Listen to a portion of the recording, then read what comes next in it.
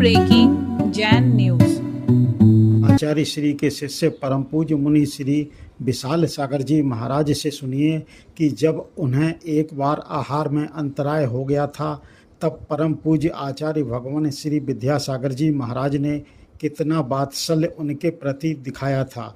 लीजिए सुनिए। हम एक बार गुरुजी से बिहार करते करते एक बार हमने देखा कि आचार्य से बहुत भीषण गर्मी है, तो हम उस दिन मुझे अंतराय आया और वो बहुत गर्मी थी। तो देखो कैसी शिक्षा देते गुरुजी कि अब अंतराय हुआ, गर्मी बहुत है, तो उन्हें बताया कि आचार्य से अंतराय हो गया। तो एक महाराज जी ने कहा कि महाराज जी आज इनको अंतराय हो गया।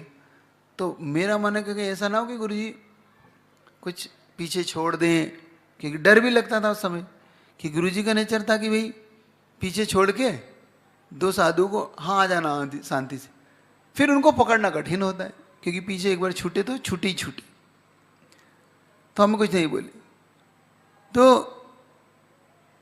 गुरुजी ने देखा कि पास में एक घर है, वहाँ पर नया घर बन रहा है, तो उसकी सिंचाई हो रही है, और जहाँ हम ठहरे थे वो एक पुरानी बिल्डिंग थी।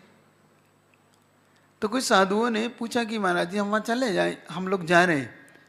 तो हमसे बोलने लगे कि आप चलोगे? तो हमने कुछ नहीं कहा, और गुरुजी हमारी तरफ देखने लगे। तो गुरुजी कहते हैं तुम नहीं जाना वहाँ। देखो कैसा गुरुजी का, गुरुजी क्या कहते तुम मत जाना वहाँ। हम कहते जी नहीं जाएंगे। तो वो समझने लगे कि मेरे मन में कोई प्रश्न चिन्ह उठ रहा है कि क्यों नहीं जाना।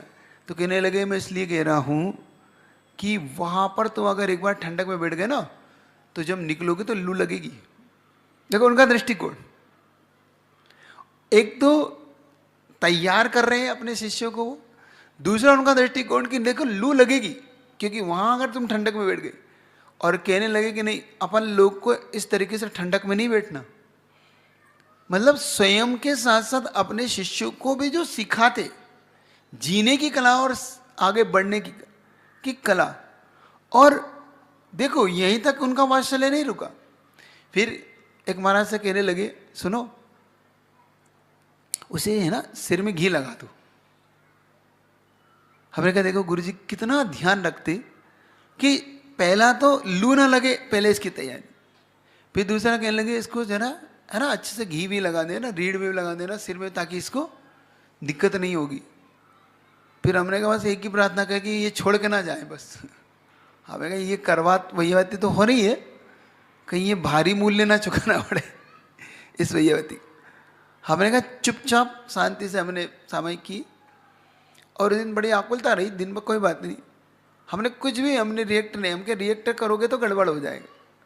और शांति से जैसे ही 5 बजे और गुरुजी ने अपना बिहार शुरू किया, हमने पीछे पीछे उनका बिहार हमने भी शुरू कर दिया।